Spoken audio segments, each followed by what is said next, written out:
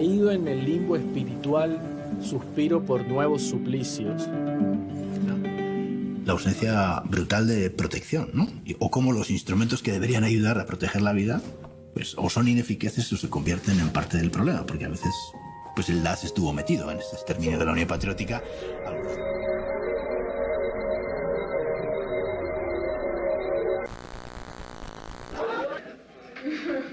Bueno, a usted.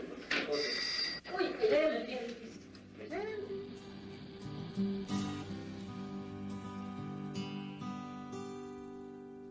Yo creo que hay que vivir el presente. 64. Entonces conocido como los húngaros.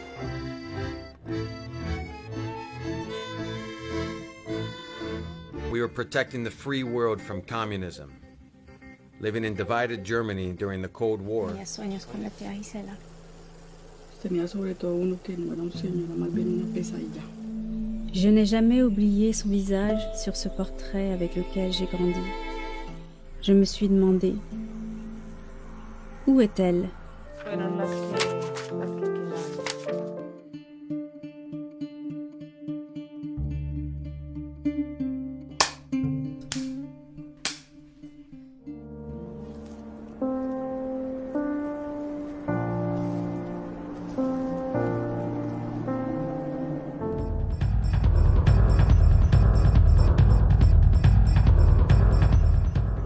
Viernes a la noche, que vaya a salir del trabajo. Que se revela ante el que atenta contra todos nuestros pueblos, contra aquel que nos explota.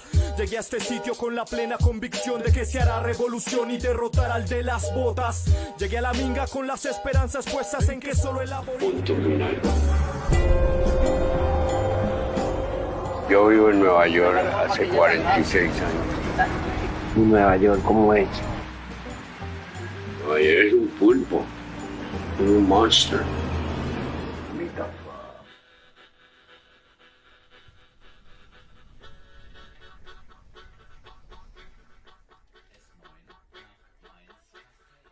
En principio yo no me quería, nunca había pensado irme de Colombia. Pero... Era plana. La vida de mi mamá corría mucho peligro, igual que la mía. Ahí está tu abuelo, el abuelito Gómez. Aquí estamos en un proceso de paz. Acuérdense en que aquí puede reventarse ese proceso y no puede reventarse.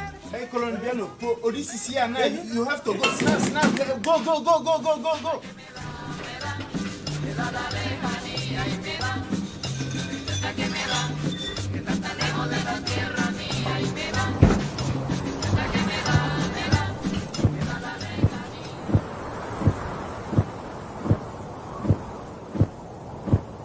Desde diversos lugares, con diferentes dolores y alegrías. Cada punto en el planeta nos ayuda a tejer esta historia. Miles, millones, los que luchamos y las que luchamos contra el olvido. 29 films, 11 países, 23 ciudades, 7 días. Una fiesta por la dignidad y la memoria. Les damos la bienvenida a todas, todos, todes. Al primer Festival Internacional de Cine Colombia Migrante.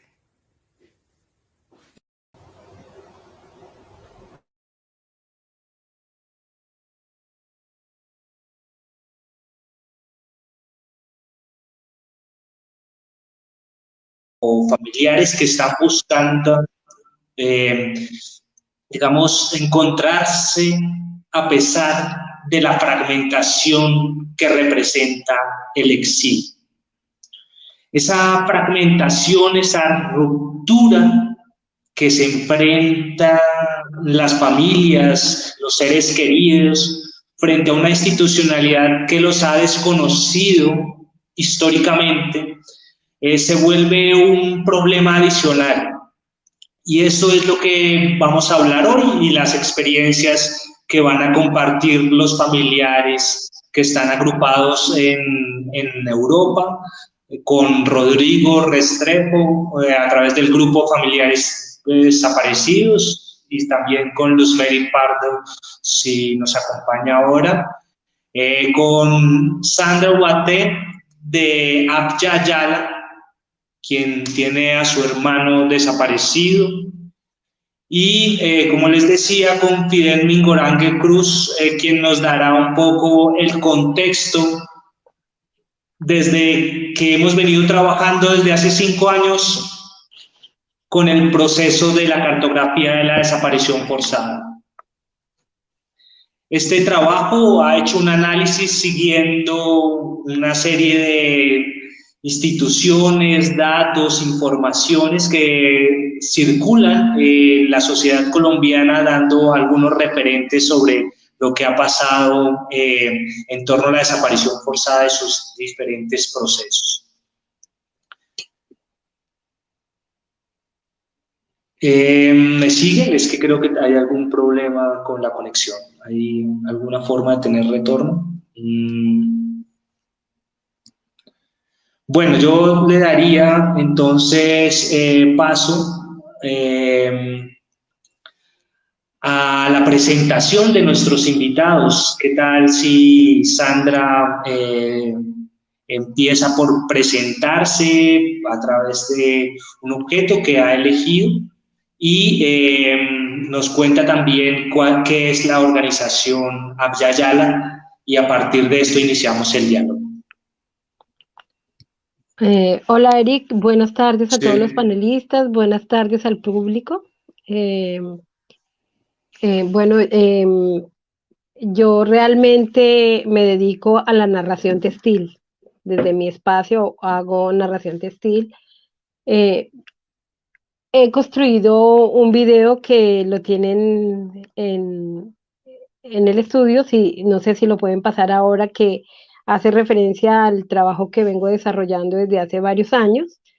En este lado me encuentro en Argentina en este momento, y desde mi lugar, desde mi espacio, estoy construyendo con otros familiares un espacio para la denuncia y continuar con el trabajo de búsqueda y persistencia de la verdad, de la justicia y de la reparación.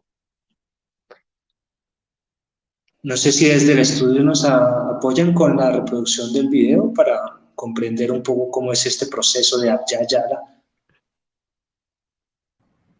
Sí, ya estamos en proceso de terminar el video, ya en 5 minutos lo reajustamos el video. Bueno, entonces Sandra, si nos puedes ir contando mientras tanto. Bueno, listo.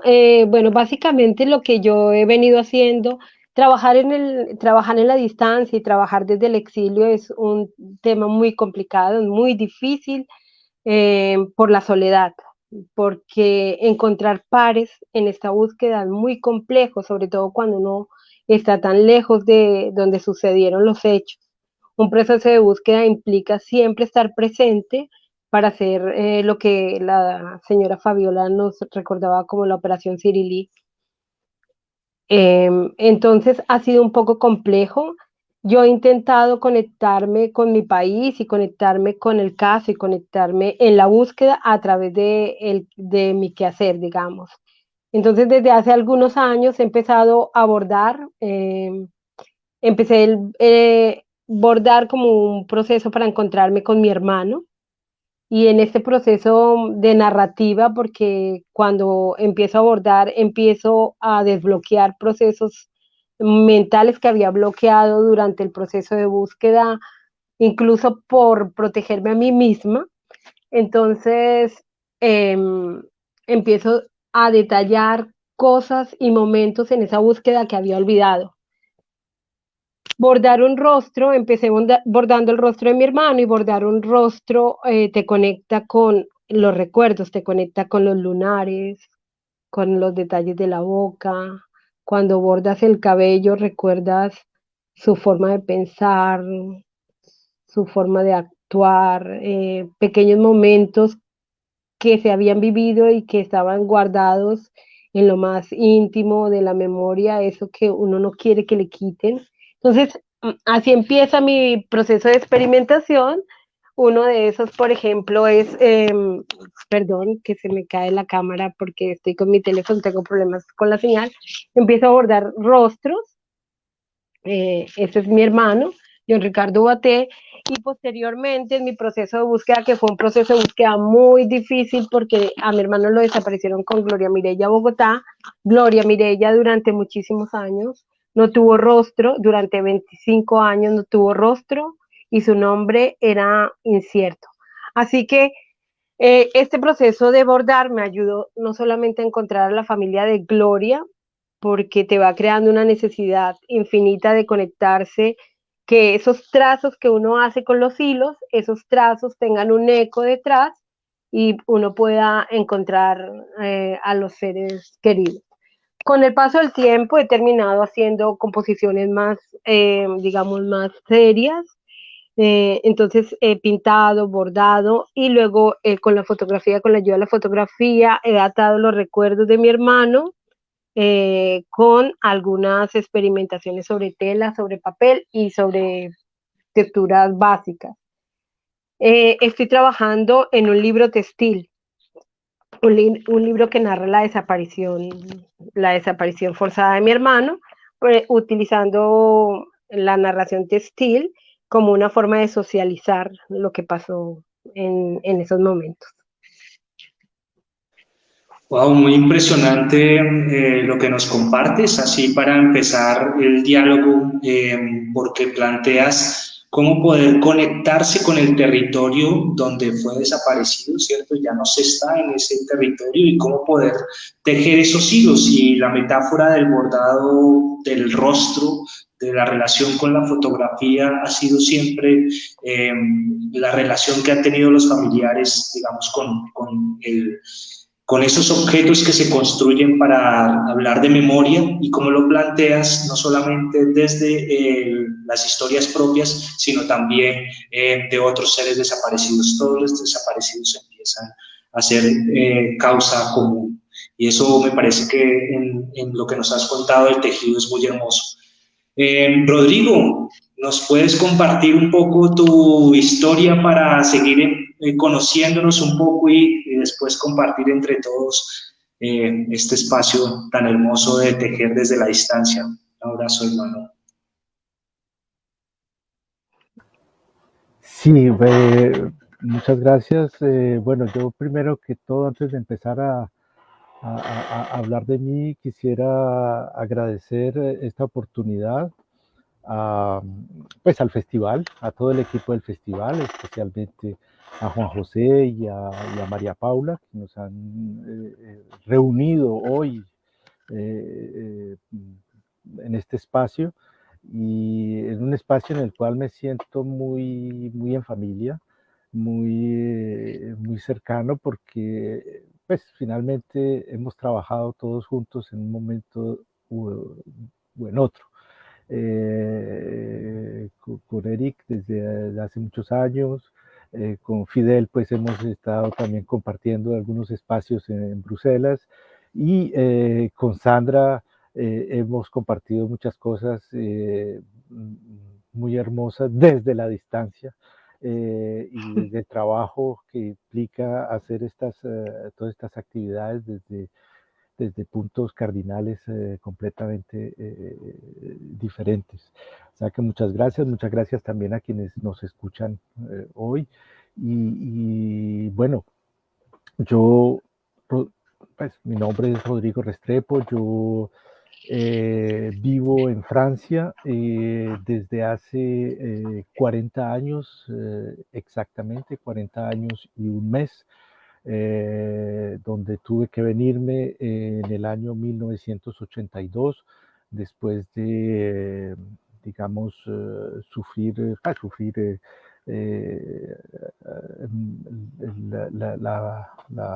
la detención, la prisión y el asesinato de mi hermano Camilo Restrepo, y la desaparición de mi hermana Marta Gisela Restrepo Valencia. Para mí ha sido una experiencia que es muy contradictoria, porque al mismo tiempo es una tabla de salvación, porque tú sabes que si no dejas el país, corres el riesgo de perder la vida. Al mismo tiempo es un desgarro, es un desgarro que dura todo el tiempo, toda la vida, y que pues ya seguramente más adelante conversaremos y podremos compartir las experiencias. Ha sido la única manera que yo encontré digamos, de sobrevivir a esa situación, fue de un lado aferrarme a estar ligado con el país a través de la vinculación, digamos, militante en favor de los derechos humanos y de las distintas asociaciones que acompañan los procesos en Colombia.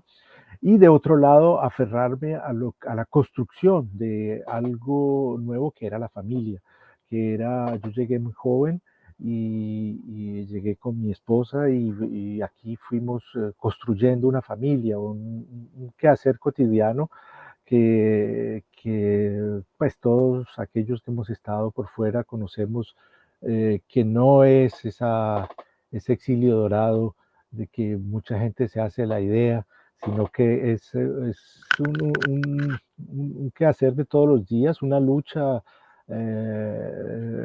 compleja y que, bueno, yo, ya que hablabas, Eric, de un objeto, quería traerles, pues, como compartir con ustedes, si me permiten.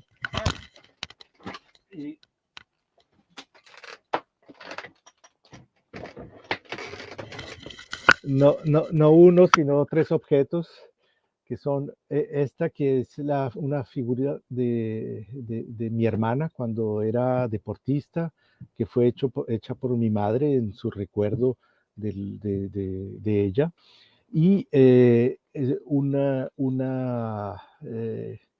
pequeña cartera que le hizo mi hermano desde la prisión a mi hermana y que pues data del año 78 y que se ha conservado hasta ahora. Es un poco un objeto que yo sé que estuvo en sus manos, que hoy yo conservo con mucha emoción.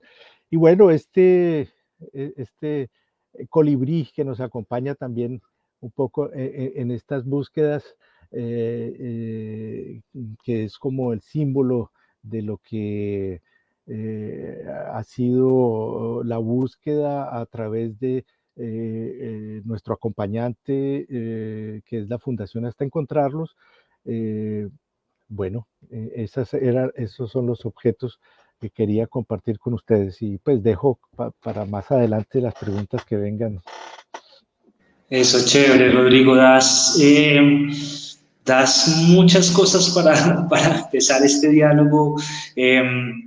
Ahí tocas elementos muy importantes sobre la temática fundamental de este festival, que es el exilio, y me permite también pues preguntarles, devolverles la pregunta para que la vayan procesando mientras Fidel nos hace el cuestionamiento. ¿Qué ha sido lo más hermoso también en ese proceso de búsqueda? Porque ustedes han logrado mantenerse durante décadas, ¿cierto? Siguen luchando por sus familiares desaparecidos, están vigentes, mantienen sus nombres vigentes y lo han intentado de múltiples maneras, ¿cierto? Y siempre hemos mirado la desaparición forzada desde el dolor, pero a mí me parece que así como se le ha hecho un homenaje a las buscadoras, a las mujeres que han buscado a los desaparecidos históricamente, también nosotros autorreflexivamente podríamos encontrar puntos que, a pesar de ese dolor que significa el destierro, como lo dijo Rodrigo, ¿cierto?, ha manifestado que ha tenido lugares de encuentro no físicos, pero virtuales con Sandra, ¿cierto? Y cómo han podido construir en medio de ese proceso que va a ser el siguiente bloque temático, que es cómo buscar desde el exilio, cómo han sido esos procesos colectivos de búsqueda. Entonces yo le quisiera pedir a Fidel que por favor nos haga una introducción para la gente que está viendo este espacio de conversación. una pequeña síntesis, un abstract del análisis de la cartografía de la desaparición forzada basado en su análisis de datos de lo que han publicado las distintas instituciones en Colombia, para que la gente tenga un poco una idea, no de que es una búsqueda solamente de individuos, que estamos buscando a John Jairo, el hermano de Sandra, estamos buscando a Gisela Restrepo, ¿cierto? Sino que esto está metido en un mundo mucho más complejo que se le suma el exilio, ¿cierto? Pero que tratemos de contextualizar un poco quiénes son los desaparecidos en Colombia, quiénes han sido desaparecidos históricamente. Fidel, si nos puedes hacer una pequeña síntesis, te agradecemos muchísimo. Hola, buenas tardes desde acá, desde Europa.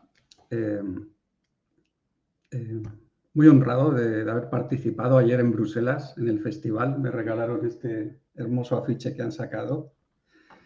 Y pudimos ver la proyección, ¿no?, de la película, y se me pedía que hiciera un poco ese tipo de análisis, ¿no? Entonces, lo primero que hice fue conectar a Marta Gisela con la cartografía forense del Pacífico, para empezar luego a hablar de las víctimas y las diferentes fuentes, ¿no? Entonces, muy rápido les explico que yo hago mapas, soy geoactivista, y la gran ambición, ¿no?, el reto es hacer mapas que sean, pues, ¿cómo decir esto? Que sean respetuosos con las víctimas y con los familiares de las víctimas, ¿no? Entonces, pues, haciendo ese tipo de mapas, que incluso hemos llegado a hacer mapas que sirven para sanar, ¿no?, hemos llegado a la conclusión de que eso se hace solo con mapas online, mapas web. Pero para llegar a hacer esos mapas se tuvo que hacer toda una revisión del estado, ¿no? El estado de la desaparición forzada en Colombia, las fuentes, qué es desaparición forzada para el Estado colombiano, etcétera, etcétera. Y por eso iniciamos hace como en 2007 toda una cartografía para dimensionar las víctimas, analizar las fuentes, con el objeto de llegar a estos mapas respetuosos con los familiares y con las víctimas. Por eso, por ejemplo, explicaba ayer en Bruselas que les iba a hablar de bastantes datos, pero que no perdieran de vista qué es el objetivo, ¿no? Y una cosa más, antes, es decir que funcionan los mapas. Ayer pasamos como una síntesis de 25 mapas y son muy visuales. Es un objeto visual muy potente que te permite con pocas palabras explicar mucho. Y entonces, al final, todo el mundo tuvo claro cuál es la postura del Estado colombiano en el tema de desaparición forzada, cuáles son las diferentes fuentes, hasta llegar a la gran noticia de agosto de 2022, que han sido los datos de la Comisión de la Verdad. Entonces, bueno, esta cartografía es muy variada, ¿no? Ya dijimos desde un primer momento que era imposible mapear dónde estaban los desaparecidos, ¿sí? Pero que podíamos mapear los lugares desde donde se los llevaron, porque eso es lo que nos dicen las fuentes. También se decidió desde el principio que se iban a mapear las fuentes oficiales del Estado, porque como el Estado los y las desapareció, el Estado es quien tiene que responder.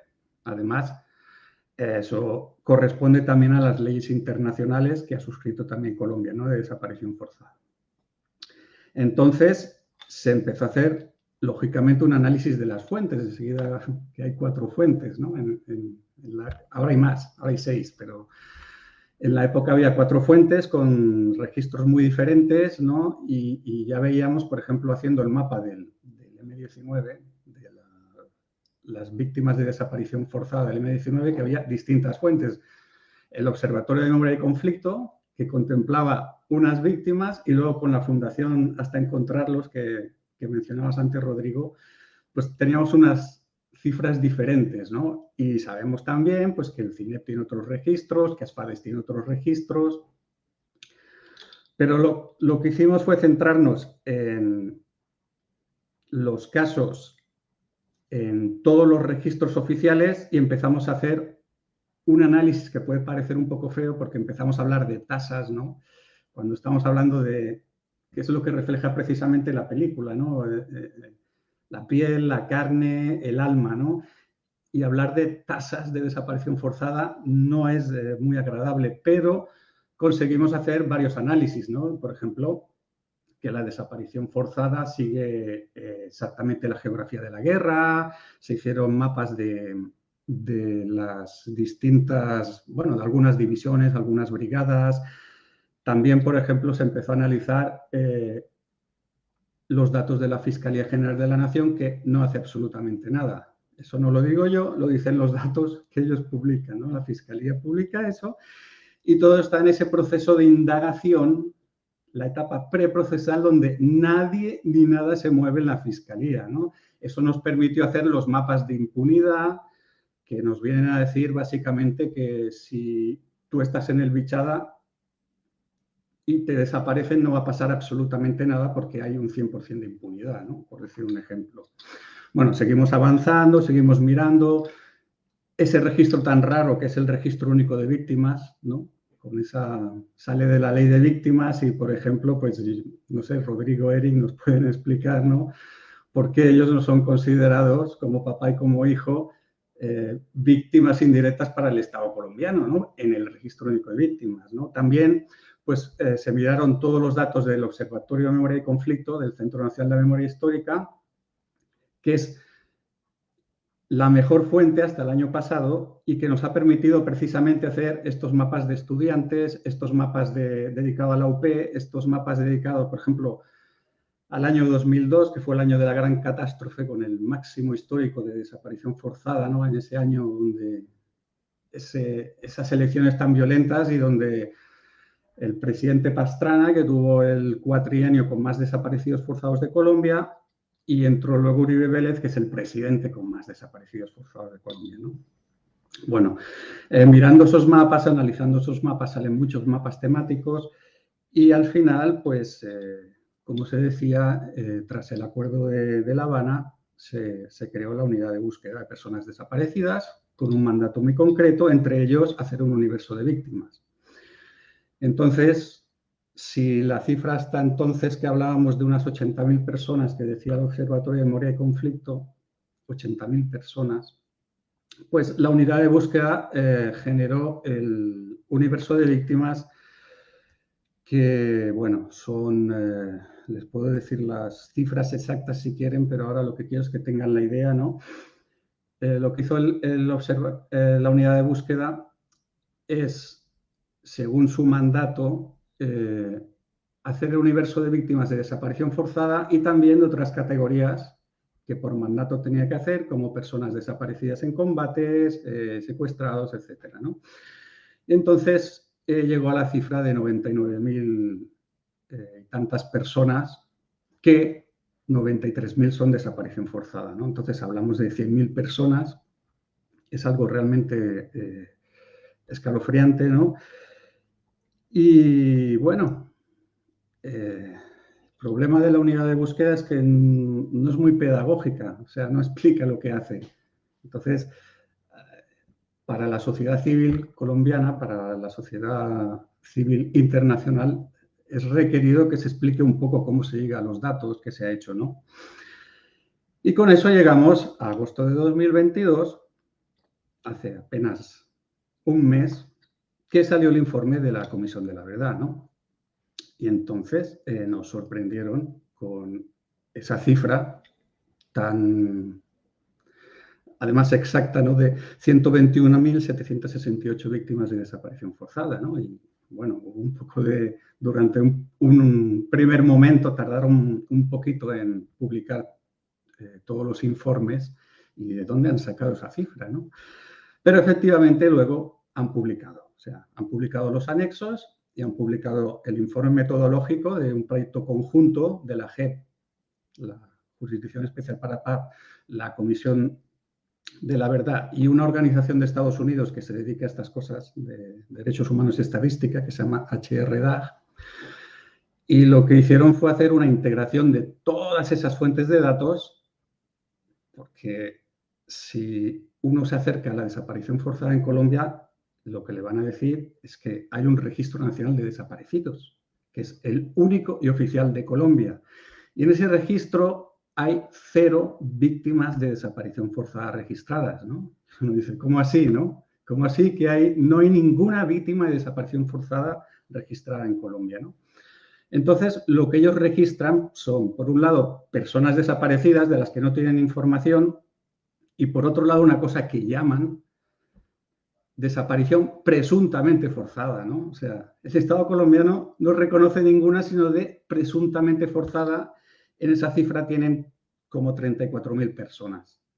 Ese es el famoso mapa en blanco que impresionó mucho en Bruselas ayer de ver. O sea, el Estado colombiano ni siquiera reconoce que desaparecen personas. Todo es presunto, presuntos delitos de presuntas víctimas, ¿no? Entonces, para ser así más ágil, más rápido, volvemos al informe este de la Comisión de la Verdad, la JEP y HRDAG, y entonces es algo realmente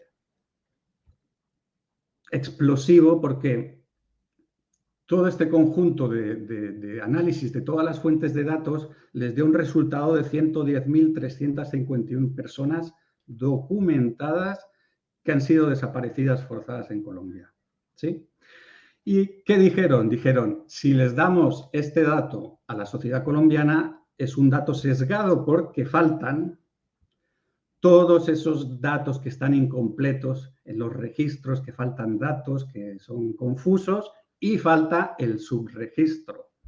Entonces hicieron un ejercicio que se llama imputación estadística y llegaron a la cifra de 121.768 personas desaparecidas, que es la cifra que sale en el informe. O sea, más que, por ejemplo, que en España, ¿no? Aunque en España nadie les va a hablar de desaparición forzada, los desaparecidos forzados de la guerra civil y la represión franquista quedan por debajo de esa cifra, y eso es mucho. O sea, superar la barbarie fascista en España es mucho, ¿no? Y entonces, cuando calcularon el subregistro, los que ni siquiera están registrados llegaron a la cifra realmente brutal de 92.000 personas. O sea, 92.000 personas no están registradas significa el crimen perfecto, porque no están en ningún registro, no sabemos ni quiénes son, ni dónde están, ni cómo se llaman, es el crimen perfecto, ¿no? Y esas 92.000 personas, ojo a este dato, supera el registro del Registro Nacional de Desaparecidos, del Registro Único de Víctimas, del Centro Nacional de Memoria Histórica y prácticamente el universo de víctimas de la unidad de búsqueda, ¿no? Y ese es otro de esos mapas muy impresionante, el del subregistro, ¿no? Y aún hay más, porque si sumamos ese subregistro a las 121.768 personas, nos dice este informe que llega el estimado de desaparición forzada en Colombia, en el conflicto armado colombiano, que era el mandato de este proyecto, 214.418 personas. Entonces, este informe está ahí, si alguien quiere discutirlo, que lo discuta. Está está explicado todo, todos los algoritmos, todo lo que han hecho. Incluso publicaron un archivo, un informe del DANE, que revisó la metodología y dijo que estaba ok, ¿no? O sea, si alguien quiere, que discuta con la Comisión de la Verdad, que son los datos, ¿no? Pero es que aún hay más, porque una de las cosas que hizo este informe, por ejemplo, es determinar si era desaparición forzada en el conflicto armado, que era su mandato, o si quedaba por fuera. Y es que descubrieron que por fuera del conflicto armado, porque ellos solo consideran de 1985 hasta 2016, había 47.207 personas desaparecidas forzadas que no hacen parte del contexto este de conflicto armado. O sea, estamos hablando de 250.000 personas, más el subregistro de estas otras que no están en el conflicto armado. Bueno, al final es una auténtica, como les decía, era explosivo, y a mí me sorprende que en la prensa colombiana no he visto absolutamente nada. Pues yo sé que la Comisión de la Verdad habló de muchas violencias, de muchas víctimas, pero el tema este es una cosa realmente brutal, ¿no? Bueno, por último, pues quería decir que yo el contacto que tuve con la desaparición forzada fue en el año 2000 en Medellín, ¿no? con la desaparición de Ángel Quintero y Claudia Monsalve, pues evidentemente no puedes decir que sientes ni la ínfima parte de lo que sienten sus familias, ¿no? Pero todos los que estábamos allí en ese momento muy cercanos, pues fue realmente una cosa brutal, ¿no? Entonces, quiero decir que para mí son personas que tienen cara, yo conocí vivas antes de que se las llevaran, y por eso me parece tan importante, ¿no? En este caso, pues hablábamos de la proyección ayer en Bruselas de la película de Marta Gisela, ¿no? Porque ahí ves, ¿no? Ves a los familias, ves el corazón, ves el alma, ves las dificultades, ¿no? Bueno, por último decirles que luego ojalá, Eric, les dejen un link donde puedan mirar estos mapas, que son todos descargables, etcétera, etcétera. Gracias. Tremendo, Fidel, muchísimas gracias. Pues así como nos fuimos dando cuenta, cada una de estas historias va sumando hasta llegar a esa aberrante cifra que no causa nada en los medios colombianos, ni siquiera una mención.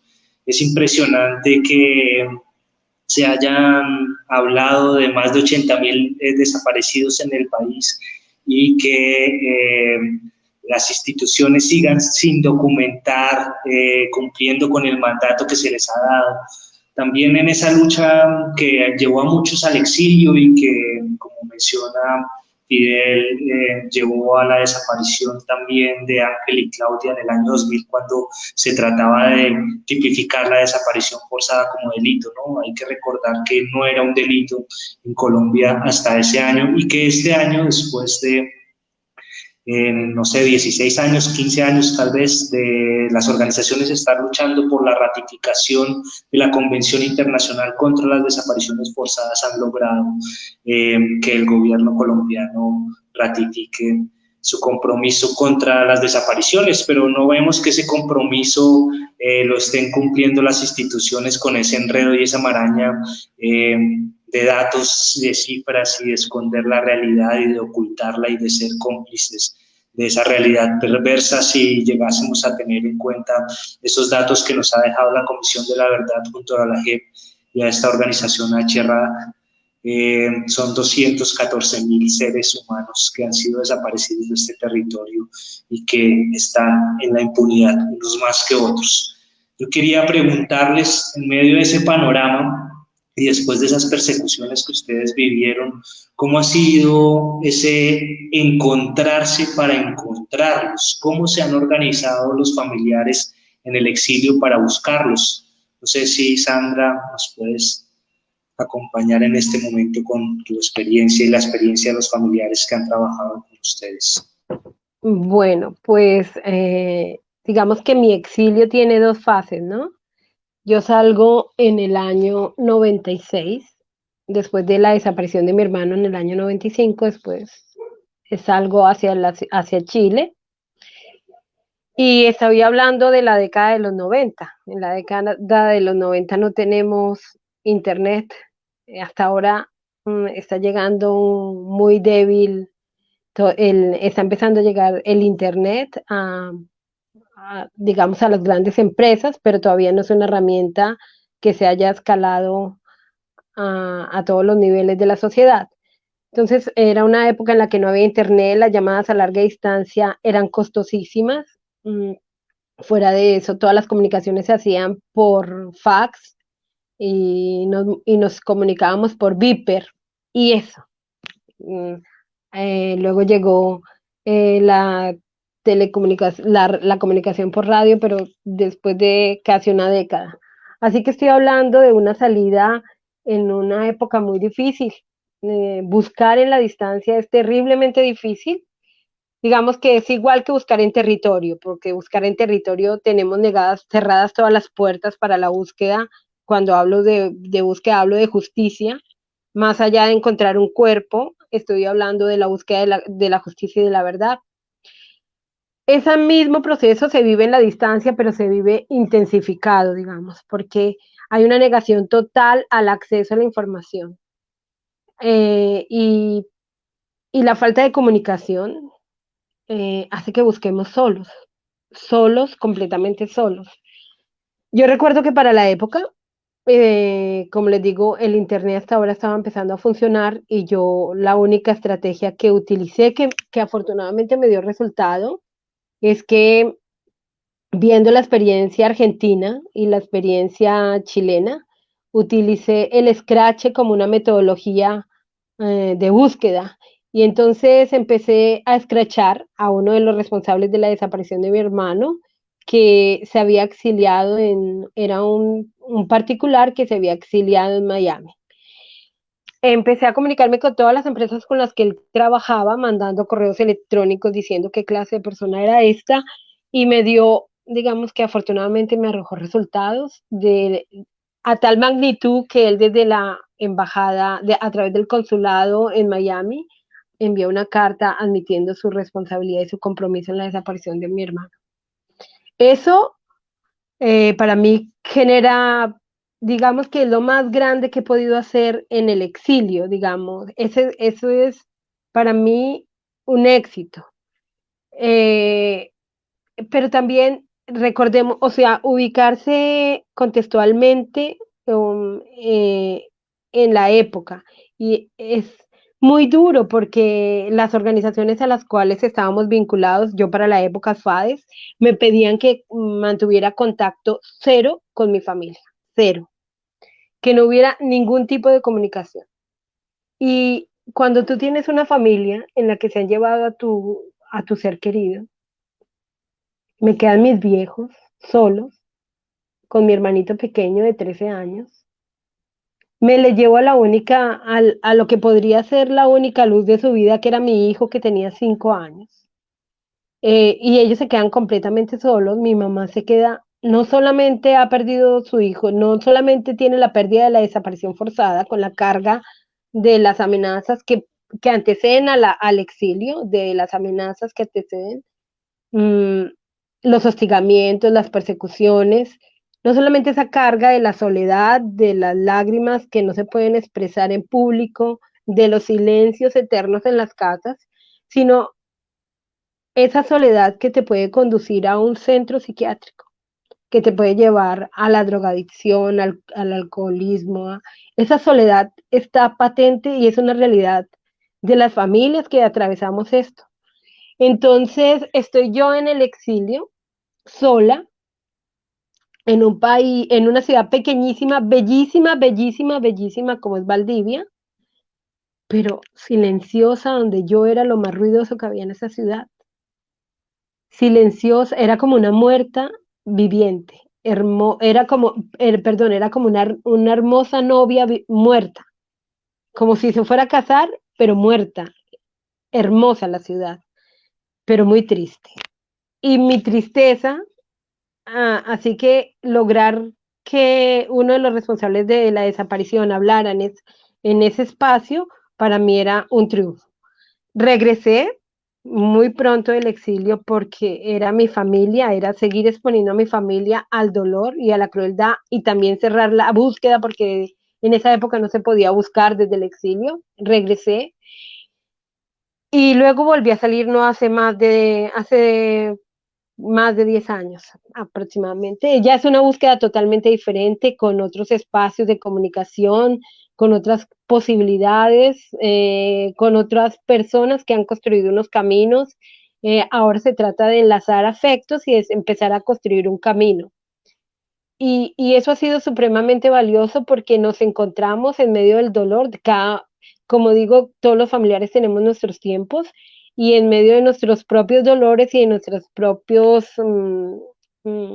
digamos, porque tenemos un espacio negro, digamos que un poco de rabia concentrada allí, de dolor, de sentimientos oscuros, nos unimos para tratar de convocar el amor y continuar esta búsqueda. Lo que significa la soledad, la angustia, el sentirse aislado, el no tener acceso a la información, el no poner la cara frente a un despacho judicial para exigir justicia, el no poder volver a las marchas como uno lo hacía y llevar el megáfono gritando todo lo que uno siente, la impotencia, pues eso es muy triste. Así que reunirnos, encontrarnos, yo me encontré con los familiares de Europa, gracias a Gladys Ávila, a quien le agradezco esa oportunidad en ese momento de que me hubiera llevado a ese espacio, y ahí conocí a Rodrigo. Entonces empezamos a compartir nuestras experiencias, fruto de ello, y parte de este proceso de búsqueda está el libro que escribimos entre todos los familiares, que se llama Desde el exilio seguimos buscando sus voces en nuestras memorias. Y allí relatamos brevemente nuestra experiencia de búsqueda desde el exilio, acompañados obviamente por la asociación Otras Voces, que nos ayudó y nos acompañó en todo este proceso durísimo, que se lo agradezco a Constanza Ramírez, porque ella fue como nuestro editor. Nosotros poníamos la voz y ella editaba nuestros sentimientos para poderlos plasmar en papel y organizar todas estas ideas que teníamos en la cabeza, y luego hacer la realidad mediante esto. Así que es un proceso difícil, pero yo creo que hoy en día es más fácil que en la década de los 80, de los 90. Es mucho más fácil. Bueno, Sandra, gracias por compartirnos todos esos sentimientos, esas emociones y, bueno, esa poética también que tienes para describir los lugares y los sentimientos que reflejan el exilio. Y también de la experiencia de encuentro de familiares en el que participaron y donde se conocieron con Rodrigo. Rodrigo, creo que tu experiencia es diferente y ha estado un poco enfocada hacia los últimos años, a pesar de que el caso de tu hermano ocurrió hace tantos años. Yo recuerdo la invitación que ustedes con el colectivo de Latinoamérica y de Colombia, que nos invitaron a hacer una exposición allí en París. Tuvimos la oportunidad de empezar a hablar de esa idea de empezar a buscar a Gisela, gracias a lo que se había dado a través de los diálogos y de la posibilidad de que se abriera una nueva unidad de búsqueda. Y todo eso está reflejado pues en el documental, ¿no? O en una gran parte de todo ese proceso que han tenido con la Fundación Hasta Encontrarlos. No sé qué nos quieras contar de esta experiencia de buscar desde el exilio, pues teniendo también como aliados aquí a ese Colibrí y a esas organizaciones, y pues también el impulso que nos muestra que se dio también gracias a la película, ¿no? Hay una pregunta también en el rol del arte, ahora como nos ha mostrado un poco Sandra, esa posibilidad de esos testimonios en forma de libro, ahora el testimonio de su familia, en el que también aparece tu madre. Cuéntanos un poco esa experiencia. Sí, gracias, Eric. Efectivamente, como mi experiencia ha sido un poco diferente, y como lo dice muy bien Sandra, cada caso es un poco particular y tiene sus tiempos y tiene sus procesos. Yo tardé mucho en iniciar esta búsqueda por varias razones.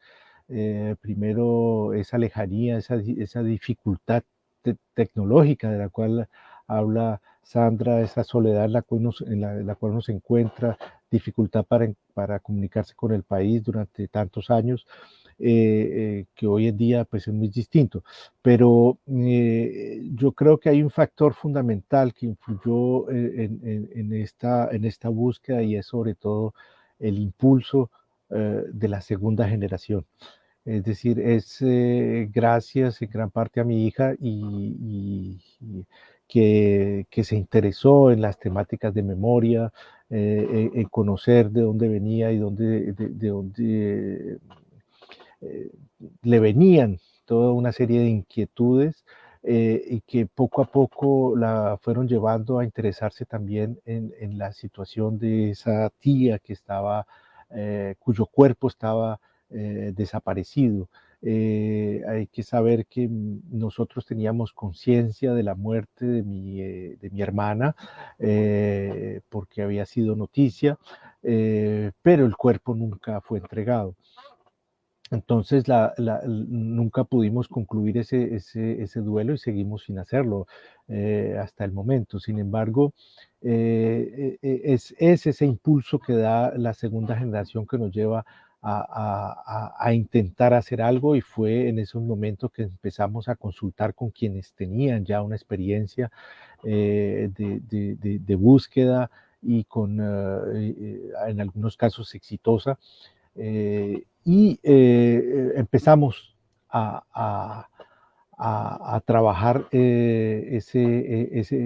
esa búsqueda poco a poco solos, y fuimos encontrando, ahí se van sumando voluntades que también nos van ayudando a orientar la búsqueda.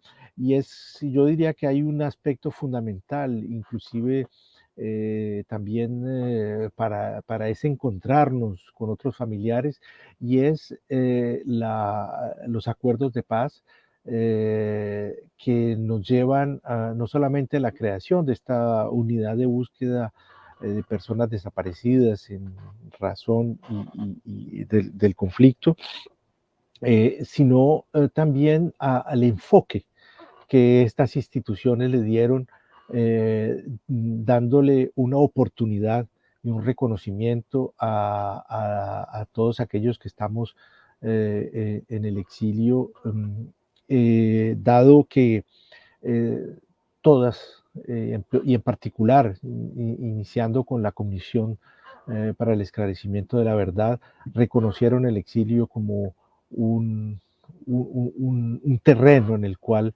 había que comprometerse. Y así lo hizo también la unidad de búsqueda. Es así como nos encontramos bajo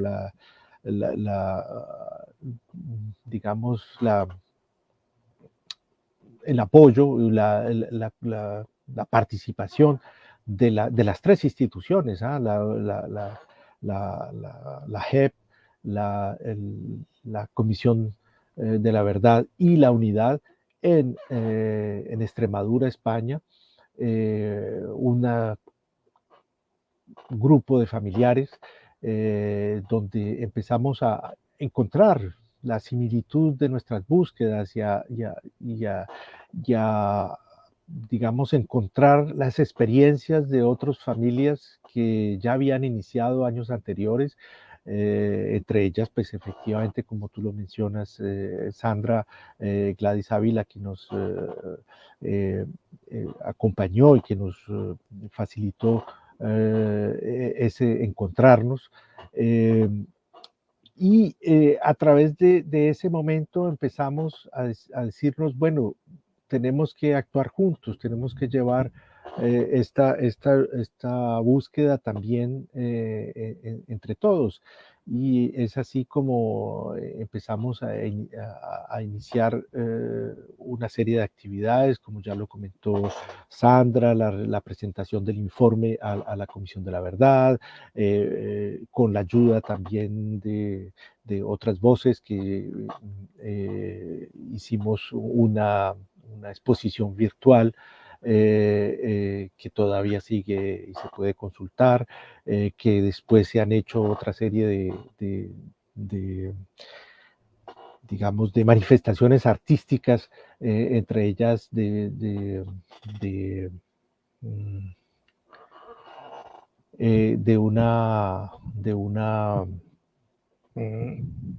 entre otras cosas se están presentando en este festival,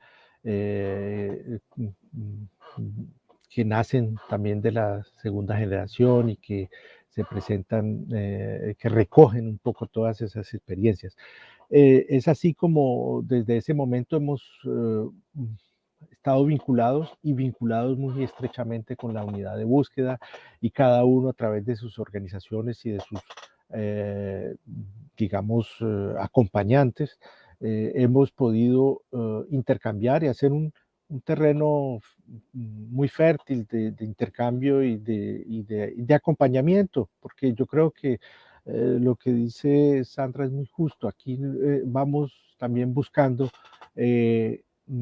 ternura, buscando un acompañamiento que no es solamente un trámite, que es también un acompañamiento moral, un acompañamiento de comprensión y de compasión entre nosotros. y nadie más adecuado para ello que alguien que ha vivido esas experiencias y el feeling, para emplear una palabra muy castiza, se da muy fácil y nos encontramos y nos comprendemos. Y eso ha permitido, bueno, avanzar en tareas prácticas muy precisas, de las cuales pues ha quedado muchos frutos y esperamos que eso pueda continuar. Muchas gracias, Rodrigo. Antes de continuar, nos excusamos por Eric, se le presentó una situación familiar y ahora voy a pasar de detrás de cámaras a cámaras para acompañarlos nuevamente. Bueno, nos alegra mucho que dentro del trabajo de búsqueda se hayan podido encontrar y se hayan podido crear redes que se ven muy consolidadas y llenas de amor.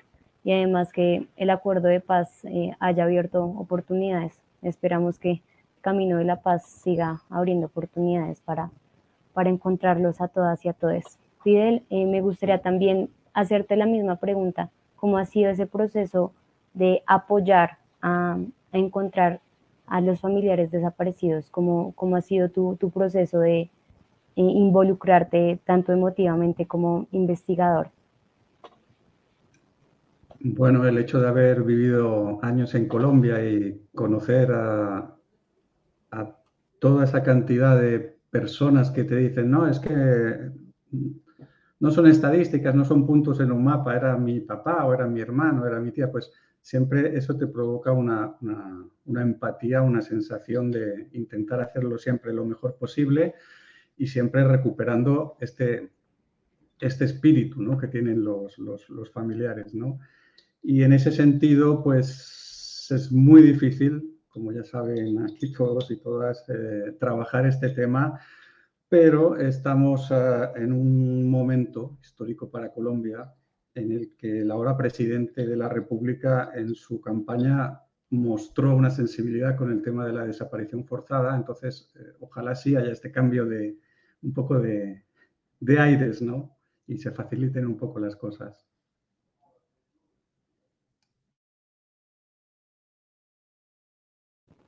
Muchas gracias. Juan, no sé si podemos poner el video de Sandra antes de pasar al último bloque para compartir.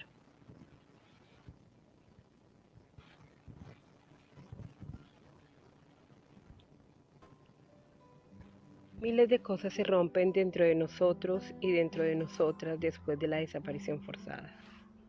Tantas incertidumbres, temores, miedos, rabias empiezan a habitarnos como si fueran propios, como si fuese un signo inherente al hecho mismo de la desaparición. Nos han quebrado, nos han golpeado en nuestros afectos y nos han sumido en un pozo oscuro del cual no sabemos si algún día saldremos. De repente nos enfrentamos a la cara más sombría de la maldad humana. El horror empieza a mirarnos de frente. No solo nos arrancan a quienes amamos, sino que nos obligan a corroborar la fragilidad de la existencia misma. Y como si todo ello no fuese suficiente, nos obligan a huir, a correr sin rumbo cierto, sin planes ni proyectos, sin nuestros afectos preciados, fotos, libros, recuerdos, nuestras familias y nuestros animales de compañía. Todo, absolutamente todo ello queda atrás. Una parte nuestra muere, se queda en el olvido. No sabemos qué decir o qué no decir. Cualquier cosa puede ser incorrecta. Puede llegar a costarnos la vida. Nos han robado la palabra y nos tenemos que sobrellevar en una nueva realidad en la que nos sentimos totalmente abandonados. Huir para salvar la vida. Huir, huir y huir. Huir como si nosotras y nosotros fuésemos los responsables y no ellos, los que nos han fracturado la vida y han perpetrado este duelo, los que nos han arrancado el amor de nuestro corazón. Huir para poder buscar, para llegar a tierras extrañas con poco equipaje y el corazón completamente roto, el alma destrozada y herida. Aprender a recibir después de haber estado dando siempre. Qué difícil es volvernos a construir, organizarnos de nuevo en otros territorios, tener otros espacios, organizar nuestras ideas y pensamientos, volver a nacer en lugares distintos, pero siempre mutilados y esperando que alguien responda ¿por qué? ¿Por qué tenemos que salir? ¿Dónde está la justicia? ¿Por qué no se atiende la súplica y los reclamos?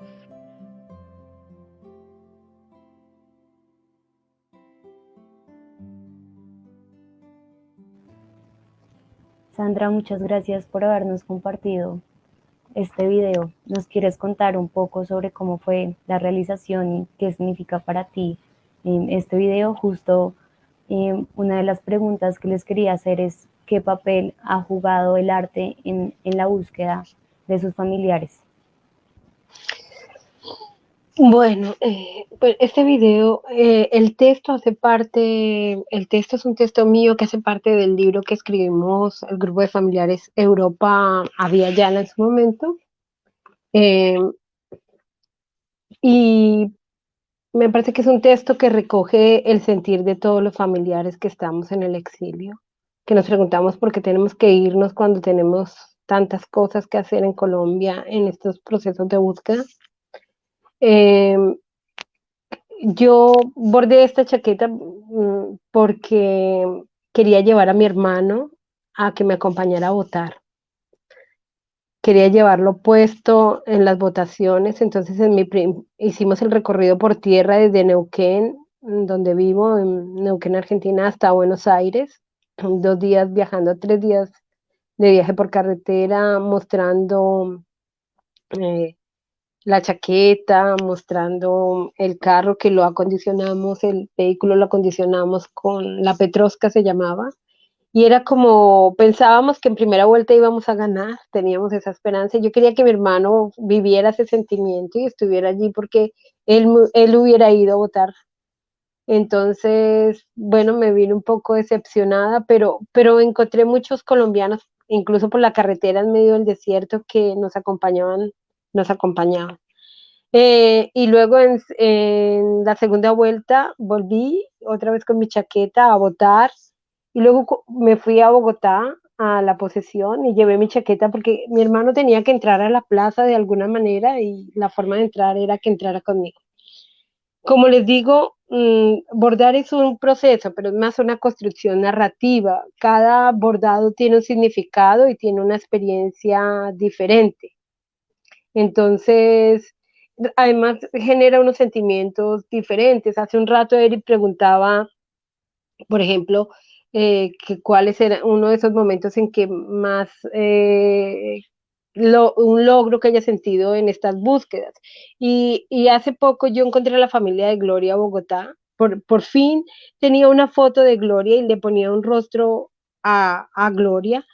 Y yo la cargaba en mi corazón y en esta búsqueda y el proceso de hecho siempre fue vinculante, siempre los busqué a los dos, pero por fin tenía un rostro de ella, bordar su rostro por primera vez era para mí muy importante, muy significativo.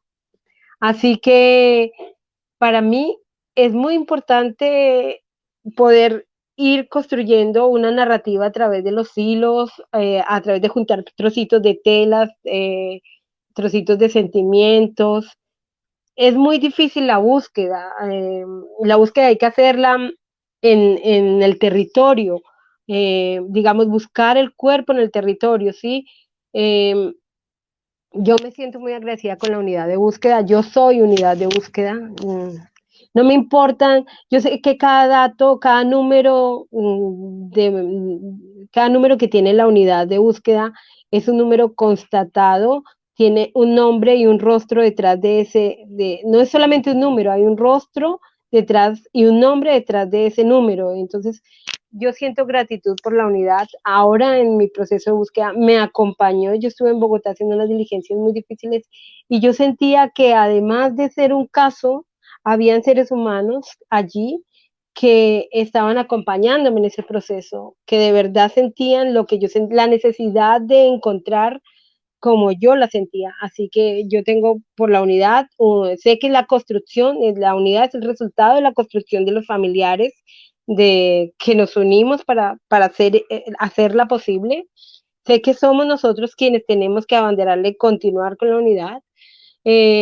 Y además sé que a la unidad acompaña muchísimos procesos, es muy difícil, está en construcción, no podemos exigirle a la unidad 27 años de impunidad que me ha negado el Estado colombiano, que me ha negado la Fiscalía, así que yo no voy a exigirle en tan poco tiempo a la unidad, pero en lo que ha podido, en lo que yo le he pedido, en las cosas concretas que yo he pedido, lo he logrado y siento gran gratitud por todo este proceso y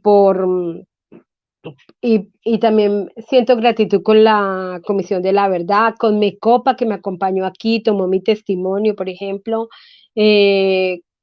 con, con la JEP que ahora está sintiendo la presión de los familiares para que se haga realidad, que se abra un caso sobre desaparición forzada y no seamos un plato de segunda mesa en todo este proceso de verdad, justicia y reparación. Entonces, creo que somos los familiares quienes estamos en la escena para hacer posible todo esto. Gracias, Sandra. En verdad es muy bonito, muy significativo las puertas que ha abierto el acuerdo de paz.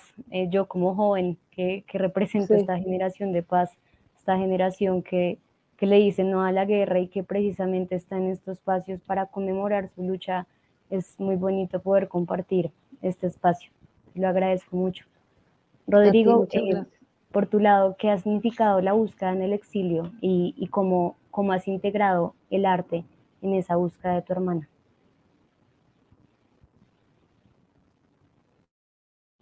Ay, no te escuchamos. Perdón. Yo diría que, bueno, en nuestro caso la artista es mi hija y es ella que le ha puesto su toque artístico a toda esta búsqueda y más que eso, porque es ella quien nos ha dado el coraje de volver a la búsqueda. Y lo hemos hecho, digamos, de manera conjunta, yo a través de algunas palabras, a través de algunos escritos, y ella a través de su cámara y de su tenacidad para hacerlo, para hacer la búsqueda y para llevar el testimonio de esa búsqueda de todos sus actores y de todas sus expectativas y resultados. Lo hemos hecho en distintos escenarios a través de esa película que está pasando gracias al festival de manera directa y de manera presencial en muchos lugares.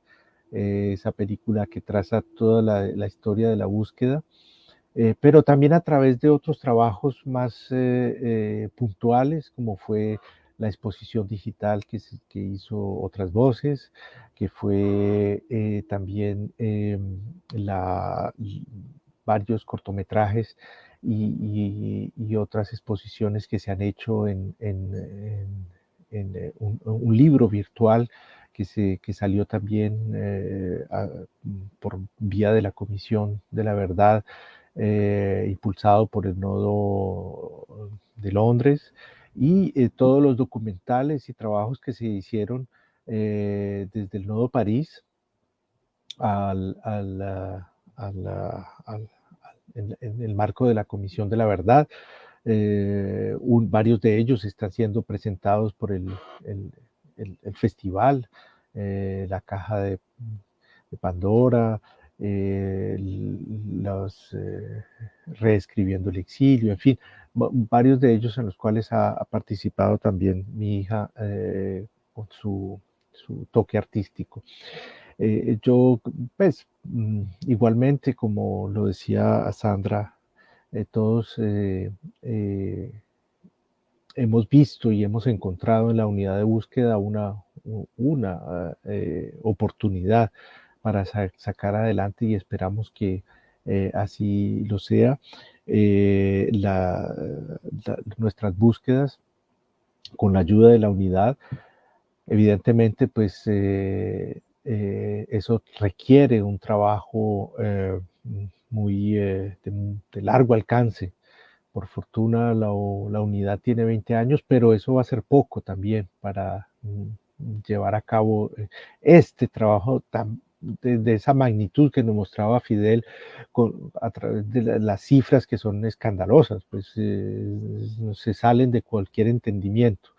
Y además de mantener esa negación por parte del Estado de la desaparición forzada, yo agregaría que además los organismos de seguridad del Estado, en particular el Ejército y otros organismos, en su momento y cuando se ocurrieron estas desapariciones, no solamente se contentaron con esconder los cuerpos, sino que después iban a desenterrarlos para desaparecerlos una segunda vez. Y eso lo hemos constatado en varios casos, en los cuales con la unidad de búsqueda se ha ido a hacer las prospecciones y las excavaciones y finalmente no se ha encontrado nada. Y no se ha encontrado nada porque los habían retirado de allí. Y es por ello que se ha solicitado también a la JEP que establezca medidas cautelares sobre los archivos militares, que son las instituciones militares no han colaborado con estas búsquedas como les concernía en virtud de los acuerdos de paz. Y la unidad de búsqueda ha tenido muchas dificultades para obtener las informaciones directamente desde las Fuerzas Armadas. Esperamos que este gobierno que llega con unas nuevas instituciones y con una nueva perspectiva sensibilice, digamos, a las Fuerzas Armadas y a sus instituciones para que facilite nuestras búsquedas. Muchas gracias, Rodrigo.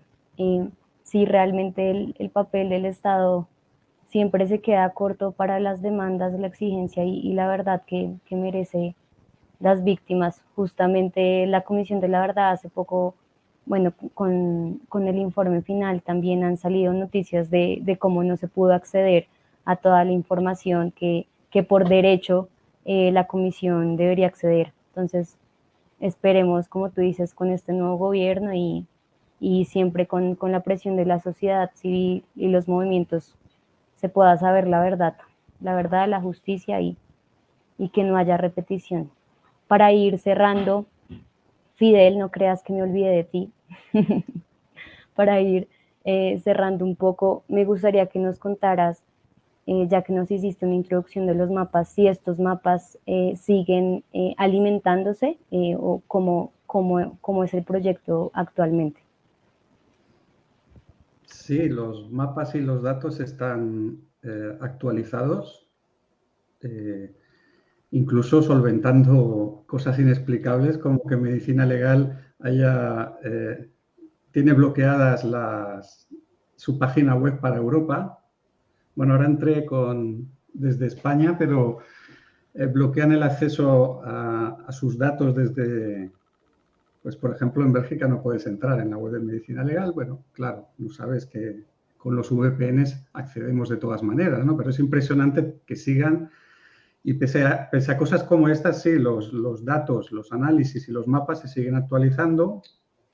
Incluso el aprendizaje, el triste aprendizaje de todo lo estamos aplicando ahora en la cartografía de la desaparición forzada en Andalucía, porque allí efectivamente en los pueblitos sigue habiendo miedo, la gente sigue sin querer hablar y la gente está muriendo, los viejitos, ¿no? Entonces, sí es un tema que hay que mantenerlo vivo todo el rato, hay que mantenerlo vivo. Y por eso todos los mapas, etcétera, están online, son descargables y utilizables por la persona que quiera. Gracias, Fidel. Bueno, ya para cerrar el espacio, que lo vamos a cerrar con la canción Nos Encontramos para Encontrarles, me gustaría que ustedes enviaran un mensaje para las personas que están conectadas por medio del festival, para las personas que están, la comunidad exiliada colombiana, especialmente para los buscadores.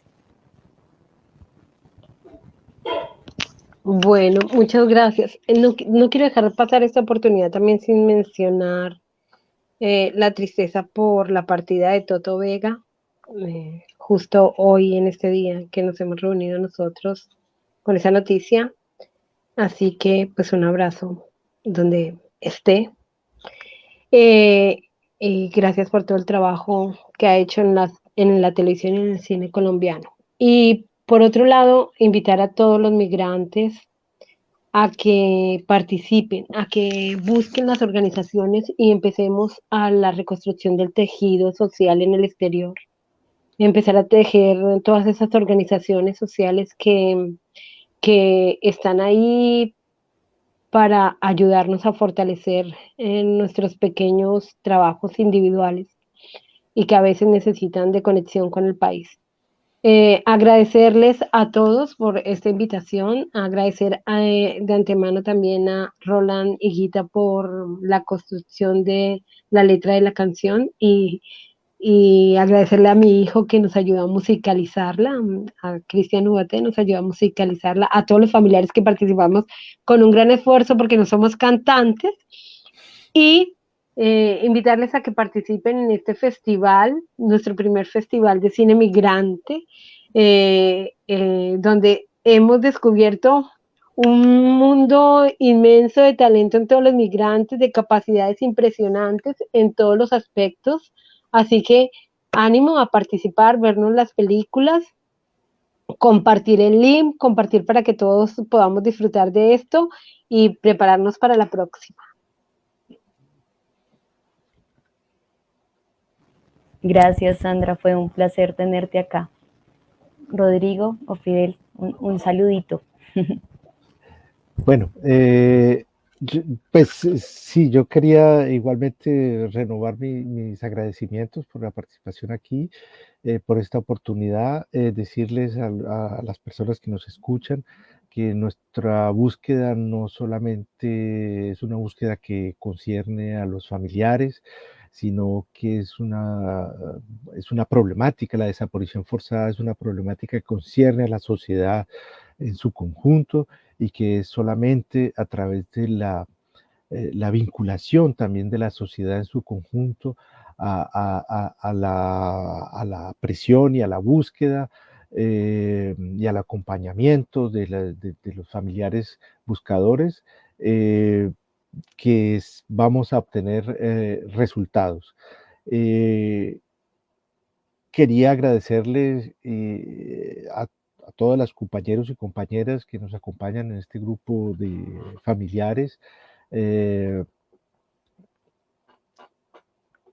por su labor y por ese acompañamiento pues, que nos han brindado. Bueno, esperemos que de otras oportunidades como esta del festival se presenten para llevar la voz de los buscadores a toda la sociedad. Muchas gracias. A ti, Rodrigo, en verdad es muy bonito poder estar acá hoy. Y pues bueno, estoy involucrada en un par de procesos sociales justo en la generación de la verdad, que somos los jóvenes que decidieron tomar el legado del informe de la Comisión de la Verdad, y esperamos que nuestras voces sean réplica al mensaje de ustedes, a sus historias que nos atraviesa también con mucho dolor. Muchas gracias.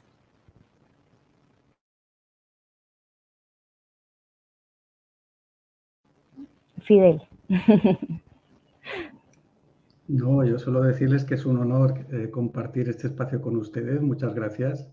Y que me parece una cosa fantástica lo del festival, maravillosa, y que eso, como decía antes, creo que era Sandra, queda por el segundo año, ¿no? Larga vida al festival. Muchas gracias nuevamente por este espacio. A las personas que están conectadas el día de hoy los invitamos a que nos sigan en las redes sociales del festival para conocer la programación. Les recordamos que el festival es una gran juntanza de organizaciones víctimas en el exilio. Estamos transmitiendo en nuestra página web Festival Cine Colombia Migrante, ahí pueden acceder a las películas, pero también estamos con proyecciones físicas. Entonces, si ingresan a la página de Facebook o a nuestra página web o de Instagram, pueden encontrar la programación. Ahora sí nos despedimos con la canción Nos encontramos para encontrarles y espero que nos sigamos encontrando también aquí en el festival. Un abrazo a todos.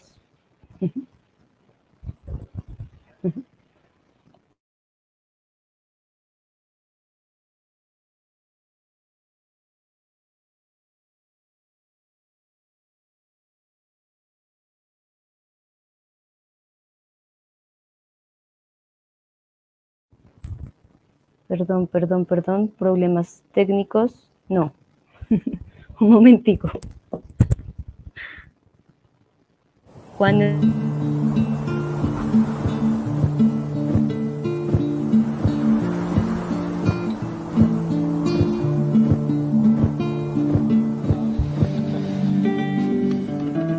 Caído en el limbo espiritual, suspiro por nuevos suplicios.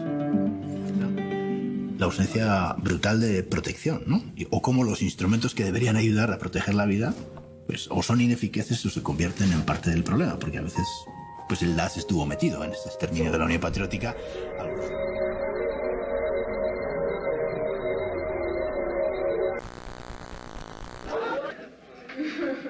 Bueno,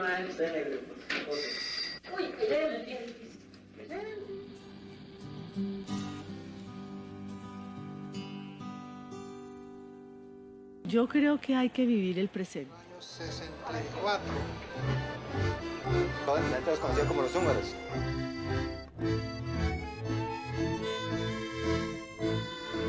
We were protecting the free world from communism, living in divided Germany during the Cold War. Tenía sueños con la tía Gisela. Tenía sobre todo uno que no era un sueño, era más bien una pesadilla. Je n'ai jamais oublié son visage sur ce portrait avec lequel j'ai grandi. Je me suis demandé, où est-elle? fueron las que quedaron.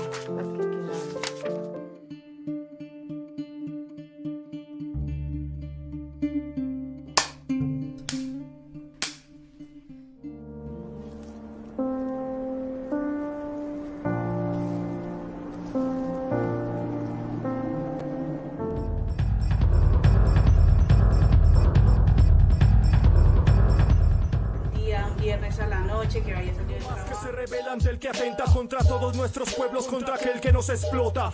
Llegué a este sitio con la plena convicción de que se hará revolución y derrotar al de las botas.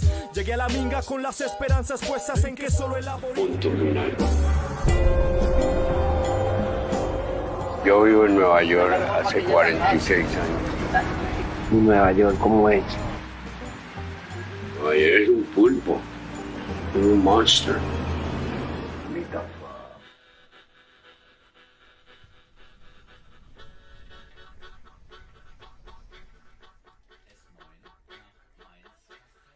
En principio yo no me quería, nunca había pensado irme de Colombia. Era plana. La vida de mi mamá corría mucho peligro, igual que la mía. Ahí está tu abuelo, el abuelito Gómez. Aquí estamos en un proceso de paz. Acuérdense en que aquí puede reventarse ese proceso y no puede reventar. Hey, colombiano, you have to go, snap, go.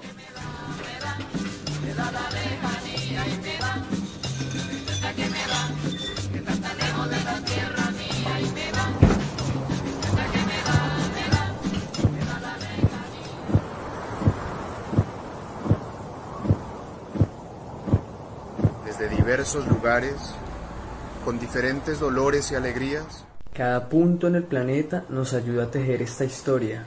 Miles, millones, los que luchamos y las que luchamos contra el olvido.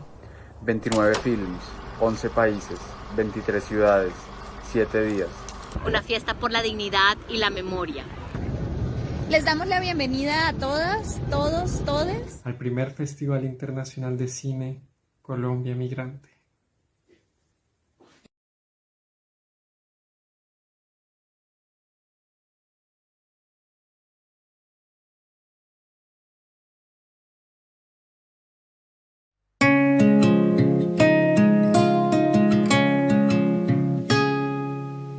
Sus voces, nuestras memorias,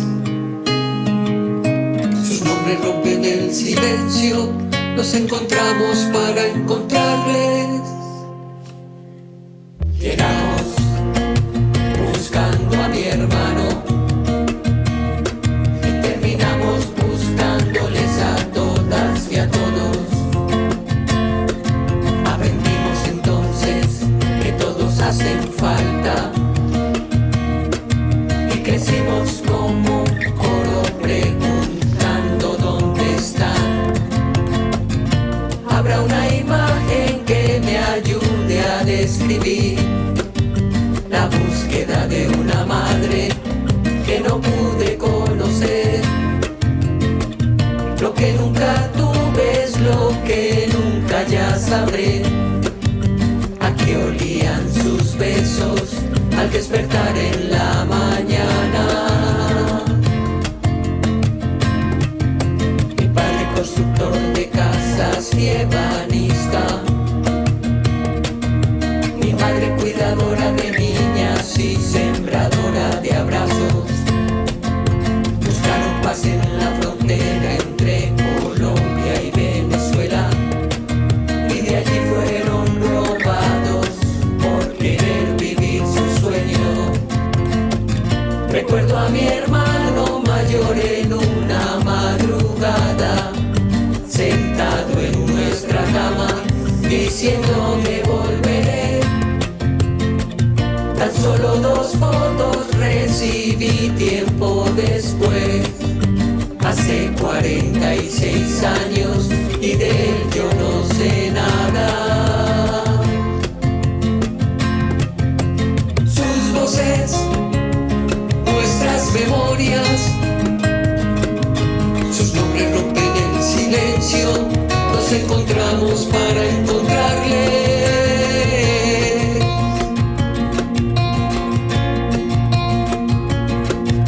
Me dijo mi padre, siendo yo aún jovencita, el sábado nos vemos en casa para que hablemos.